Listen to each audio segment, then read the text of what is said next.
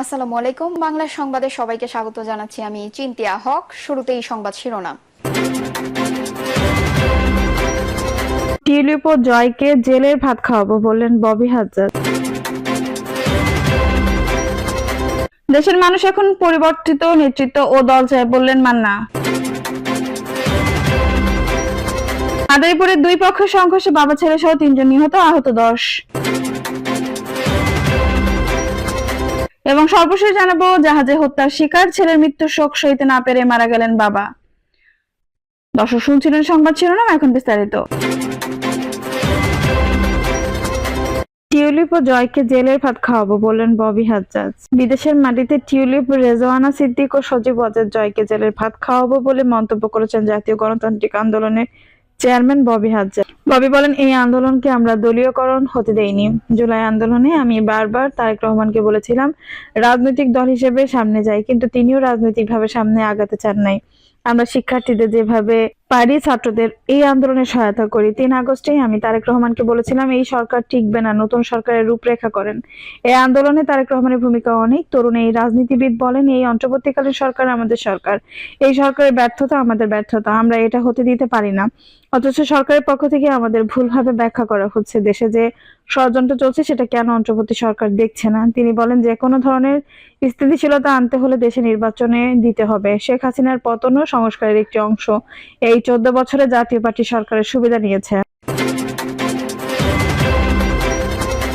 দেশের মানুষ এখন পরিবর্তিত নেতৃত্ব ও দল চায় বললেন মান্না। নাগরিক ঐক্যের সভাপতি মাহমুদুর রহমান মান্না বলেছেন, রাজনৈতিক দল যদি কেবল দখলদারিত্বের রাজনীতি করতে চায় তাহলে দেশের কোনো পরিবর্তন হবে না। তিনি বলেন, দেশের মানুষ এখন পরিবর্তিত নেতৃত্ব, পরিবর্তিত দল ও নতুন ধরনের রাজনীতি চায়। মান্না বলেন, জেনজির আন্দোলনের মূল কথা ছিল বিষাক্ত আপসমুখী জীবনযাপন থেকে মুক্তি। সাহসের সঙ্গে সরকারের নির্মমতার বিরুদ্ধে দাঁড়ানোর চ্যালেঞ্জ নিয়েছিল তারা।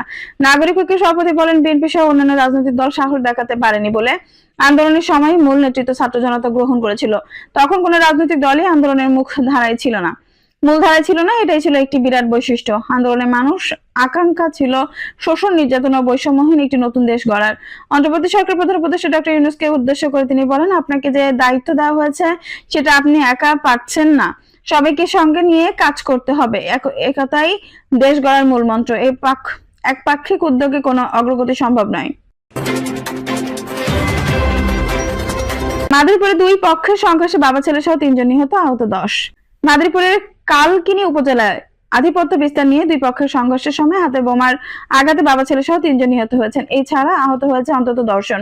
পুলিশ ও স্থানীয় সূত্রে জানা গেছে, মধ্যচর এলাকায় ফকির ও শিকদার বংশের লোকজনের মধ্যে আধিপত্য বিস্তার নিয়ে দীর্ঘদিন ধরে বিরোধ চলে আসছিল। 5 আগস্ট সরকার পতনের পর আওয়ামী লীগ নেতা আক্তার শিকদার এলাকা ছাড়েন। আজ ভোররাতে শরীয়তপুর নতুন বাজার দিয়ে আক্তার শিকদার তার লোকজন নিয়ে মধ্যচর এলাকায় প্রবেশ করেছেন। এমন খবর পেয়ে এলাকায় মাইকিং করে স্থানীয় লোকজনকে জড়ো করেন জলিল ফকিরের লোকজন। পরে আক্তার ও জলিলের লোকজন দেশীয় অস্ত্র নিয়ে সংঘর্ষে জড়িয়ে পড়েন। এ সময় বেশ কয়েকটি হাত বোমার বিস্ফোরণ ঘটিয়ে এলাকায় আতঙ্ক সৃষ্টি করা হয়। হাত বোমার আঘাতে আক্তার শিকদার ঘটনাস্থলে নিহত হন। বোমার গুরুতর আহত হন তার ছেলে মারুফ শিকদার। মারুফকে উদ্ধার করে শরীয়তপুর সদর হাসপাতালে নেওয়া হলে চিকিৎসাধীন অবস্থায় মারা যান। আর সিরাজুল চৌকিদারকে ঢাকা মেডিকেল কলেজ হাসপাতালে নেওয়ার পথে তিনি মারা যান। সংঘর্ষে উভয় পক্ষে অন্তত 10 জন আহত হয়েছেন। আহত ব্যক্তিরা বরিশালের মুলাদি ও শরীয়তপুরের দামুটা উপজেলার স্বাস্থ্য কমপ্লেক্স সহ বেসরকারি হাসপাতালে চিকিৎসা নিয়েছেন। পরিস্থিতি নিয়ন্ত্রণে রাখতে বাঁশগাড়ি এলাকায় র‍্যাব, পুলিশ ও সেনাবাহিনী মোতায়েন করা হয়েছে। কালকিনি থানা পুলিশের ভারপ্রাপ্ত কর্মকর্তা ওসি মোহাম্মদ হুমায়ুন কবির বলেন, সংঘর্ষে এক পক্ষের 3 জন নিহত হয়েছেন। বাবা ছেলের পর তাদের অনুসারী সিরাজুল চৌকিদার নামে একজন ঢাকা নেওয়ার পথে মারা গেছেন। এই ঘটনায় অপরাধীদের ধরতে অভিযান চলছে। বর্তমানে পরিস্থিতি স্বাভাবিক রয়েছে। মরদেহগুলো ময়নাতদন্তের জন্য সদর হাসপাতালের মর্গে পাঠানোর প্রক্রিয়া চলছে। জাহাজে হত্যা শিকার ছেলের মৃত্যুর শোক সইতে না পেরে মারা গেলেন বাবা। চাঁদপুরে মেঘনা নদীর নোঙ্গর করা এমভি আল বাখেরা জাহাজে হত্যাকাণ্ডের শিকার সজিবুল ইসলাম বাবা দাউদ মোল্লা ছেলের নির্মম মৃত্যুর শোক সইতে না পেরে মারা গেছেন। ছেলের শোকে বাবার এমন মৃত্যুর ঘটনা এলাকায় চাঞ্চল্য সৃষ্টি করেছে। সজিবুলের মামা আহাদ সরকার শুক্রবার সকালে দাউদ মোল্লার মৃত্যুর সত্যতা নিশ্চিত করেছেন। তিনি বলেন, আজ সজিবুলের বিয়ের 5 মাস পূর্ণ হবে। পদোন্নতি হলে বেতন বাড়বে। বড় জাহাজে চাকরি হবে, এই কারণে পরীক্ষা দিয়েছিল। 2 সপ্তাহ আগে বাড়িতে ধান কাটার কাজ করে গেছে, যাওয়ার সময় বাড়িতে বলে গেছে রেজাল্টের অপেক্ষায় ঘরে বসে না থেকে ছোট একটা জাহাজে কাজ করে আসি, তাতে কিছু রোজগার হবে, কিন্তু সব শেষ হয়ে গেল। 5 বছর ধরে জাহাজে বিভিন্ন পদে চাকরি করেছিলেন সজিবুল ইসলাম। সম্প্রতি জাহাজের চাকরিতে পদোন্নতি পেতে পরীক্ষা দিয়েছিলেন, সেই ফলাফলের অপেক্ষায় ছিলেন। মাঝের এই সময়টাই বসে না থেকে সপ্তাহ 2 আগে এমভি আল বাখেরা জাহাজের ব্রিজার পদে চাকরি নেন। সজিবুল ইসলামের বাড়ি মাগুরার মোহাম্মদপুর উপজেলার পলাশবাড়ি ইউনিয়নে। মঙ্গলবার রাত 12টার দিকে তার মরদেহ গ্রামের বাড়িতে দাফন করা হয়। 5 মাস আগে বিয়ে করেছিলেন তিনি। মোহাম্মদপুর থানার ভারপ্রাপ্ত কর্মকর্তা আব্দুর রহমান বলেন, জাহাজে হত্যার শিকার সজিবুলের বাবা দাউদ মোল্লার মৃত্যুর সংবাদ রাতেই জানতে পেরেছি। বিষয়টি অত্যন্ত দুঃখজনক। চাঁদপুরের হরিণা ফেরিঘাটের পশ্চিমে মেঘনা নদীর পাড়ে মাঝির চর এলাকায় নোঙ্গর করা এমভি আল বাখেরা নামের জাহাজে 7 জনকে হত্যা করা হয়।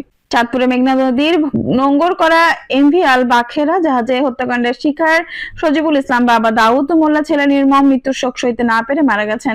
ছেলের শোকে বাবার এমন মৃত্যুর ঘটনা এলাকায় চাঞ্চল্য সৃষ্টি করেছে। সজিবুলের মামা আহাদ সরকার শুক্রবার সকালে দাউদ মোল্লার মৃত্যুর সত্যতা নিশ্চিত করেছেন।